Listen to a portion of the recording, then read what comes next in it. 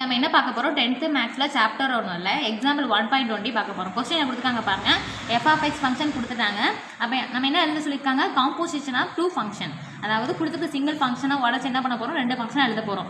அப்போ f(x) என்ன கொடுத்துருக்காங்க பாருங்கள், √2x² - 5x + 3.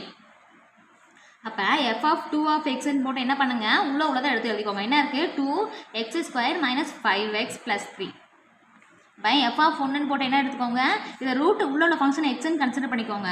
அப்போ √x. அப்போ கொஸ்டின் எடுத்துக்கோங்க, f(x) = √2x² - 5x + 3. அப்போ நம்ம உள்ள என்ன எடுத்துக்கோம், f(2) எடுத்துக்கோம். அப்போ ரூட் போட்டு அப்படியே போட்டுக்கோங்க. உள்ள ஃபங்க்ஷன் என்ன எடுத்துக்கோம், f(2) எடுத்துக்கோம்.